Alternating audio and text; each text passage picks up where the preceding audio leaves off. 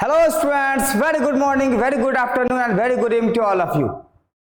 Chemical bonding में मैंने आपको पिछले लेक्चर में डाइपोल मोमेंट के बारे में बताया था बेटा, और आज का टॉपिक है बेटा हाइब्रिडाइजेशन। और हाइब्रिडाइजेशन का कम से कम 3 वीडियोस आएगा मेरा। तो हाइब्रिडाइजेशन का मैं पहला वीडियोस बना रहा हूँ, कुछ बेसिक्स की बात करूंगा हाइब्रिडाइजेशन के बारे में, है क्या हाइब्रिडाइजेशन, ठीक है। अब बहुत ज़्यादा इंपॉर्टेंट टॉपिक है हाइब्रिडाइजेशन, नीट और जेई के लिए, और क्लास 11th के बच्चों के स्कूल के पेपर में बहुत सारा क्वेश्चन पूछा जाता है हाइब्रिडाइजेशन टॉपिक से, ठीक है। तो आज का टॉपिक है बेटा हाइब्रिडाइजेशन। सुनो क्या बताया जाता है हाइब्रिडाइजेशन में।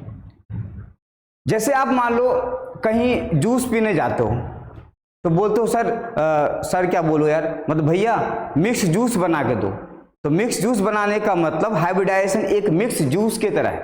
कैसा बोला मैंने? एक मिक्स जूस के तरह है। बहुत सारे ऑर्बिटल मिलते हैं और एक नया मॉलिक्यूल्स का फॉर्मेशन करता है, ठीक है। एक नया हाइब्रिड ऑर्बिटल से हमें हाइब्रिडाइजेशन का फॉर्मेशन होता है। तो यहाँ क्या लिखा हुआ है, इसको दिया किसने था?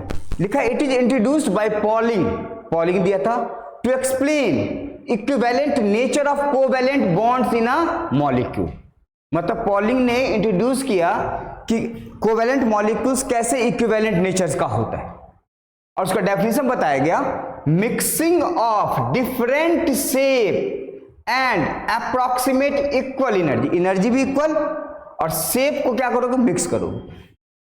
Atomic orbitals and redistribution of same shape and same energy, and these new orbitals are called hybrid orbitals, और इस फेनोमेनन को बोलते हैं हम लोग हाइब्रिडाइजेशन। मतलब मिक्सिंग किया गया डिफरेंट शेप को, अप्रोक्सीमेट जितना भी इक्वल एनर्जी है, और एटॉमिक ऑर्बिटल्स का 2 एटम मिलके ही तो फॉर्मेशन करेगा। एक एटम तो फॉर्मेशन कर ही नहीं सकता कभी, 2 एटम मिलेगा तभी तो मॉलिक्यूल्स का फॉर्मेशन होता है। तो यहाँ पे कोवेलेंट नेचर देखना मॉलिक्यूल्स का हमें, ठीक है। अब इसका कैरेक्टरिस्टिक्स क्या क्या है बेटा, बताया गया it is a mixing of orbital. हमेशा ध्यान से सुनो, हाइब्रिडाइजेशन में ऑर्बिटल का मिक्सिंग होगा, नॉट इलेक्ट्रॉन। इलेक्ट्रॉन का मिक्सिंग बिल्कुल नहीं होगा कभी हाइब्रिडाइजेशन में। सबसे इंपॉर्टेंट पॉइंट है, इस पॉइंट को ध्यान में सुनो और रखो। It is a mixing of orbitals and not electrons. Orbital का ही मिक्सिंग होता है, इलेक्ट्रॉन का मिक्सिंग बिल्कुल भी नहीं होता है।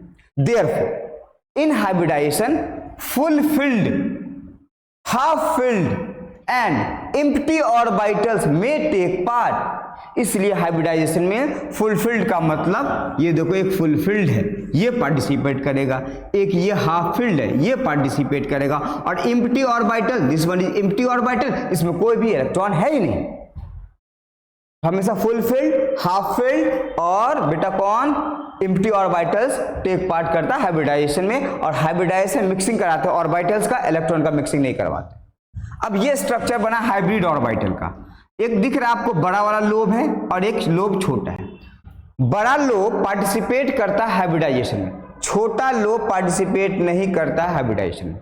ये लिखा है each orbital having 2 lobes, one is larger and other is smaller, bond will be formed from larger lobe। जो बॉन्ड बनेगा वो हमेशा लार्जर लोब से बनेगा, स्मॉलर लोब से बॉन्ड का फॉर्मेशन नहीं होगा। ये स्ट्रक्चर एक हाइब्रिड ऑर्बिटल्स का जब हाइब्रिडाइजेशन हो जाता है, ठीक है। तो मैं कुछ ट्रिक बता रहा हूं आपको हाइब्रिडाइजेशन का, आज बेसिक्स बात कर रहा हूं हाइब्रिडाइजेशन का। नेक्स्ट क्लास में डिटेल में हाइब्रिडाइजेशन देखेंगे क्या होता है हाइब्रिडाइजेशन। तो देखो एक रूल लिख रहा हूं, एक ट्रिक बताया गया है बेटा, ध्यान सुनना। मैंने लिखा डिवाइड 2 लेस और इक्वल देन 8, डिवाइड 8 लेस और इक्वल देन 56। दुनिया में किसी का भी हाइब्रिडाइजेशन निकालना हो ना, तो ये आपको रूल पता होगा तो आप किसी का कोई भी क्वेश्चन सॉल्व कर सकते हैं हाइब्रिडाइजेशन। अब मैं बात कर रहा हूं पहला हाइब्रिडाइजेशन क्या है। पहला हाइब्रिडाइजेशन का नाम होता है एसपी इनऑर्गेनिक में। अगर यहां मैं लिख रहा हूं स्टेरिक फैक्टर, अगर आपका स्टेरिक फैक्टर 2 आए तो आप बोलना sp हाइब्रिडाइजेशन है। अगर आपका स्टेरिक फैक्टर 3 आ जाए तो आप बोलना sp2। अगर आपका स्टेरिक फैक्टर 4 आ जाए तो आप बोलना sp3 है। अगर आपका स्टेरिक फैक्टर 5 आ जाए तो आप बोलना sp3d है। अगर आपका स्टेरिक फैक्टर 6 आ जाए तो आप बोलना sp3d2 है। अगर आपका स्टेरिक फैक्टर 7 आ जाए तो आप बोलना sp3d3 हाइब्रिडाइजेशन है। पहला हाइब्रिडाइजेशन क्या पढ़ेंगे बेटा? sp, डिटेल में पढ़ेंगे। अगर स्टेरिक फैक्टर 2 आ रहा है आपका, बताएं क्या है स्टेरिक फैक्टर, अभी ट्रिक से बताऊंगा मैं आपको, तो उसको बोलते हैं sp। अगर 3 आ जाए तो sp2, 4 आ जाए तो sp3, 5 आ जाए तो sp3d, 6 आ जाए तो sp3d2, 7 आ जाए तो sp3d3 बोलेंगे उसका हाइब्रिडाइजेशन। ये है स्टेरिक फैक्टर। अब सबका बॉन्ड एंगल आएगा, सबका ज्योमेट्री आएगा, सबका शेप आएगा।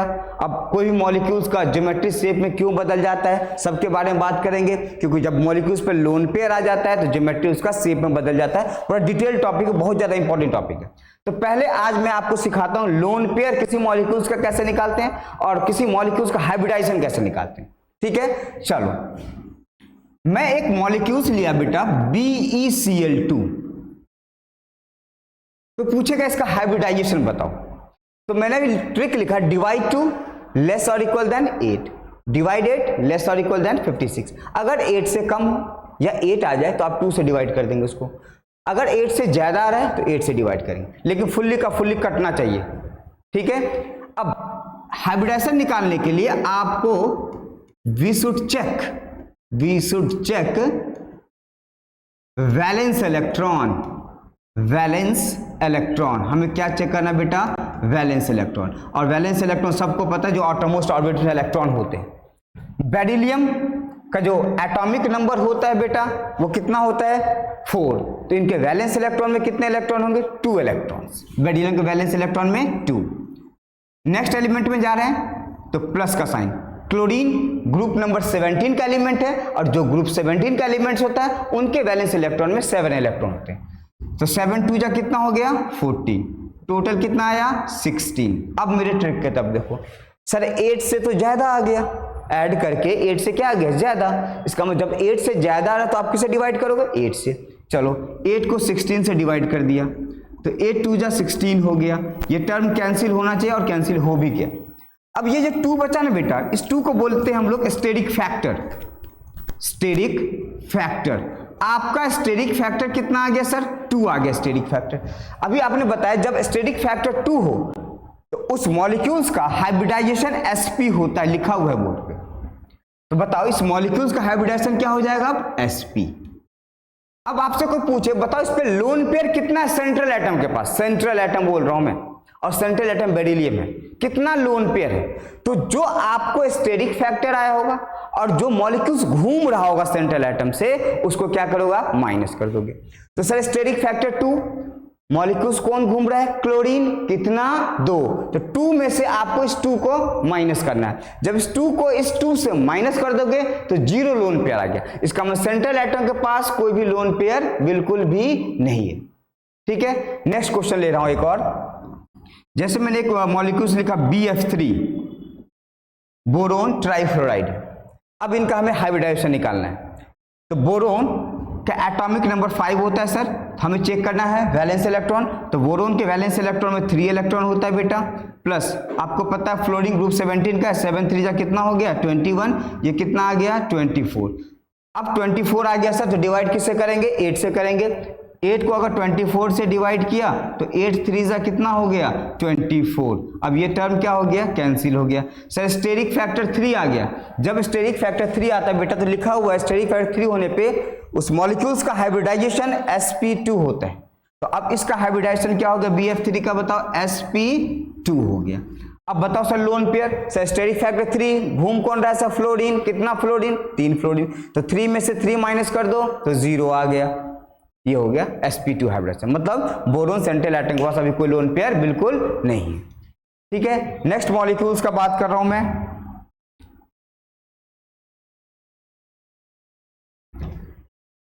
जैसे मॉलिक्यूल्स लिखा मैंने CH4। रुक जाओ एक मिनट।